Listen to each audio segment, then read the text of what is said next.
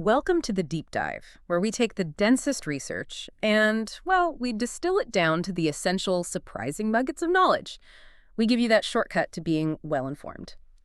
Today, our mission is all about speed. We are diving into how AI is being fundamentally restructured to handle real-time interaction with the physical world. So think about the demands of robotics or, highly responsive smart glasses, things that just cannot afford even a millisecond of latency. Right. And right now, if you want an AI to understand what it's seeing and tell you about it, the vision language model, or VLM, is the standard.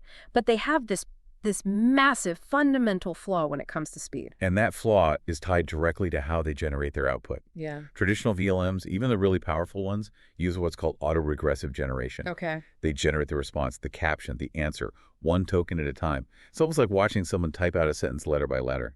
And while that token-by-token method is reliable, our sources today highlight two huge inefficiencies that make it a total non-starter for these low-latency tasks. First, the development cost is just. It's exorbitant because the model is forced to learn far too much irrelevant clutter. And that clutter is all linguistic. The model has to capture not just the core meaning of what it sees, but every single possible variation of how a human might describe it. So it's worrying about tone and sentence structure. Word choice, paraphrasing, all of it. Mm. So two different but equally valid sentences describing the same thing are treated as completely separate targets mathematically. That makes the whole learning process incredibly complex and heavy. And the second issue is just latency. Pure time delay. Exactly. If you're a robot arm or a self-driving car, you need live, continuous updates, waiting for some, long, complex string of tokens to fully decode before you can get to the meaning. That's disastrous. Precisely. This really means the future of embodied AI. You just can't rely on this token-by-token approach. So the breakthrough we're looking at today is VL-JEPA. The vision language model built on a joint embedding predictive architecture. And the key insight here is this profound architectural shift. You're moving the prediction target away from discrete tokens, in the data space, to continuous embeddings in an abstract latent space. We are literally shifting from linguistic reconstruction to pure semantic prediction.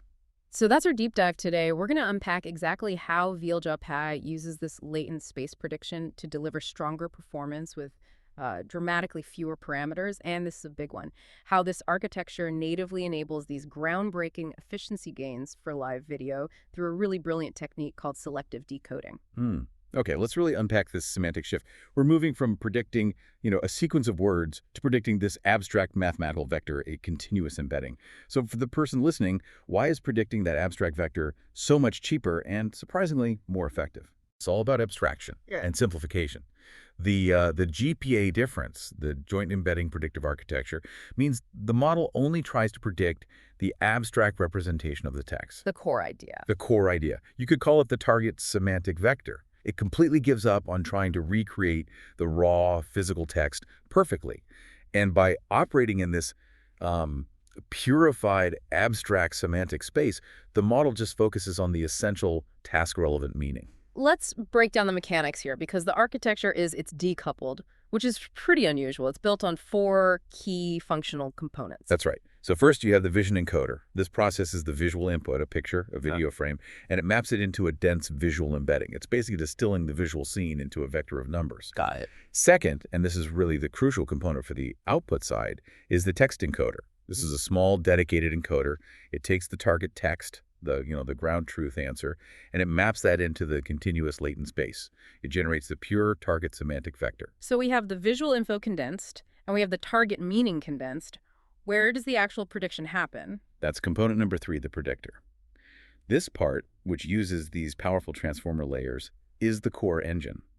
Its only job is to look at the visual embedding and any query you give it and figure out what the predicted semantic vector should be.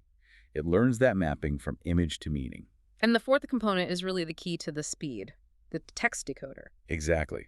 And crucially, the text decoder, the part that translates that predicted semantic vector back into human-readable text, is not used during the main training phase. Oh, interesting. The model is only ever trained to predict the vector. The decoder is only invoked at inference time, and only when you need it to turn that abstract idea back into words. By just eliminating the need to train a massive model to generate text token by token, you get this enormous efficiency gain during the learning process. Let's talk about that game through this lens of semantic simplification, because I think this is the hardest concept to really get. Let's use that real-world example from the sources. Okay, so imagine you ask the model a visual question like, what is the consequence of that switch being flipped down? Right. 2 valid human answers might be, the lamp is turned off and the room will go dark. Okay. Different sentences, same meaning. Right. And in the old token space, those 2 sentences share almost 0 tokens. So mathematically, they're seen as completely separate targets. The traditional VLM has to learn 2 totally distinct paths to get to the same fundamental truth. Which means your training data has to be just way more massive and redundant to cover all the different ways people might say the same thing. Precisely. But in VL-JEPA's abstract semantic space, the text encoder maps those 2 diverse sentences, lamp turned off and room goes dark, to nearby points that share the same core meaning of, light cessation. The model only has to fit a single coherent mode in that continuous space. It just dramatically simplifies the whole target, making learning so much faster and more sample efficient. Okay, so if the theory holds that predicting in this semantic space is inherently simpler, more focused, the very next question is, did they see parameter reduction without a collapse in performance? Because that's the usual trade-off. Right. And we have a direct control comparison here. They set up the experiment to be a strict head-to-head. VL-JEPA was compared against a standard token generative VLM baseline. Using the exact same? Exact same vision encoder, the exact same data, batch size, and training duration. The only thing that was different was the objective, continuous embedding prediction versus discrete token prediction. And the size difference is really eye-opening. What did that resource comparison show? Well, in terms of size, the standard VLM baseline needed a dedicated 1 billion parameter language model for its next token prediction module. A full billion. A full billion. VL-JEPA, because of its architecture, only needed a 0.5 billion parameter predictor. So this means VL-JEPA was operating with roughly half the trainable parameters compared to the baseline VLM. Wait a minute. If the model is half the size, does that mean the quality of its visual understanding, its ability to capture complex relationships, is fundamentally compromised? I mean, often efficiency comes at the cost of intelligence. That's what you'd expect, but that's the surprising part. The opposite happened. Really? Because the learning target was so much purer, VL-JEPA showed a much sharper performance increase, and it reached a higher absolute score. After seeing just 5 million training samples, VL-JEPA achieved really impressive scores, like a 14.7 CIDR score in captioning. And the baseline. The larger token generative VLM baseline lagged significantly behind. It only achieved 7.1 CIDR. That is more than double the performance, and so early in the training process. So this confirms it. Embedding space supervision leads to both higher sample efficiency and stronger absolute performance, despite having fewer parameters. It does. And structurally, the architecture allows for what they call inference decoupling. The vision processing and the semantic prediction happen non-autoregressively. It fundamentally separates the fast core prediction steps from the heavy lifting of that text decoder. And this decoupling is the literal foundation for using it in real-time video. Okay, let's talk about that low latency. For that quick-reacting robot or the sophisticated smart glass system, continuous, expensive text generation is a huge resource drain. You need continuous updates, but you can't afford continuous decoding. How does VL-JEPA give you that balance? It's all thanks to the continuous nature of its output.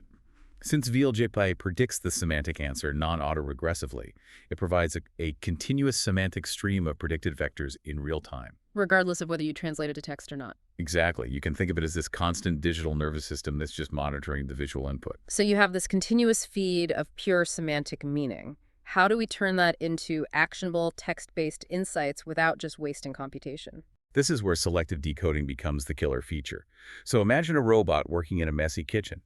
If it's performing an action, like pouring coffee, it needs that semantic vector updated every millisecond, which VL-JEPA is providing. Right. But you don't need continuous text output. You don't need the system to say, the hand is moving right, the hand is still moving right, the hand is still moving right, 30 times a second. That's just chatter. It's not information. It's just chatter. Yeah. Exactly.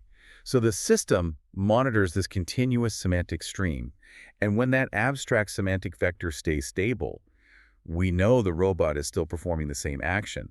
So we keep the expensive text decoder turned off. And you only turn it on when? We only invoke that decoder to generate the human-readable text when a significant semantic shift is detected. Maybe the vector's variance suddenly exceeds a threshold, which indicates the robot has stopped pouring and is now replacing the pot. That's genius. Yeah. It's always monitoring the state of the world semantically, but it only reports when the state actually changes. It's like a car dashboard light that only alerts you when the engine temperature spikes, instead of constantly telling you the current temperature is fine. It's intermittent adaptive reporting based on meaning, not on time.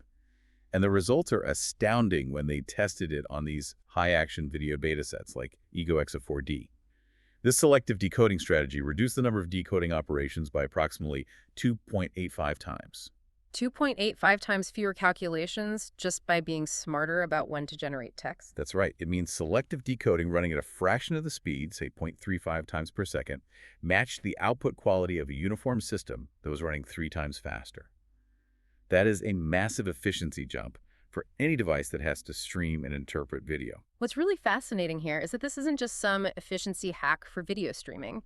This model is designed to be a unified generalist. It's capable of handling this wide array of vision and language tasks, all within that single efficient embedding space.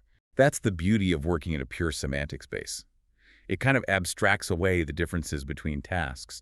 The unified architecture handles everything from complex vision text-to-text generation, so captioning, detailed question answering, all the way to more traditional discriminative tasks. So how does it handle something like classification or matching without generating full text? It just stays in the embedding space. For a task like open vocabulary classification, you simply encode your candidate labels, say dog, cat, bike, into their own semantic vectors using the text encoder. I see. Then you just compare those candidate vectors to the model's predicted semantic vector for the image. Whichever candidate is closest in that space is your answer. It's highly efficient, very seamless. The model also handles text-to-video retrieval just as easily. And when the larger supervised fine-tuned variant, VL-JEPA FT, was put to the test, the power of this pure semantic learning really showed. Okay, give us the headline performance benchmark. It achieved a new state-of-the-art on the World Prediction WM benchmark. And this is a test designed to gauge a model's deep understanding of causality, identifying the action that explains a state transition. Okay, and the result? VL-JEPA FT, with a relatively modest 1.6 billion parameters, hit 65.7% top 1 accuracy. Hold on, you're telling me a model optimized for low latency efficiency and half the size of many frontier models is achieving world modeling performance that actually surpassed larger general-purpose LLMs, including models like GPT-4o and Claude 3.5 Sonnet on this specific challenge. That's what I'm saying. It highlights that by removing all that linguistic noise, the model might actually be learning a purer, cleaner representation of visual cause and effect. That's incredible. And furthermore, on core visual perception tasks like compositional reasoning, complex counting, checks against visual hallucination VL-JEPA FT performed completely on par with the established, much larger VLM families like InstructBLEP and QuenVL. So the conclusion is pretty clear. Efficiency and smaller size don't have to mean a performance compromise in this new architecture. So what does this all mean for the future of AI interacting with the physical world? I think the core takeaway for you is that VL-JEPA successfully made the pivot from token space prediction, which is bulky, slow, and models way too much linguistic clutter, to continuous embedding space prediction. And that shift dramatically improved training efficiency. It reduced the required parameter count by half compared to the baselines. And most crucially, it enabled adaptive, low-latency inference for video streams through selective decoding. It really is a fundamental paradigm shift for integrating vision and language in real time. And while token generative VLMs, they still currently excel in areas that require highly elaborate multi-step reasoning and complex agentic behaviors. For now. For now, the sheer efficiency and semantic purity offered by this latent space prediction opens a critical, viable path forward for every application where data throughput and speed count. This is how AI gets deployed on the edge, not just in a data center. Which leads us to our final thought for you to mull over. Since the VL-JEPA embedding space naturally maps these diverse, valid concepts to nearby points, effectively simplifying the complex world of language into a continuous, coherent flow, if we can fully leverage this continuous, multimodal latent space, what new forms of deep, instantaneous reasoning forms that go beyond the discrete, token-by-token chain of thought that dominates today's LLMs might embodied AI unlock in the near future? Thank you for joining us for the deep dive. We'll see you next time.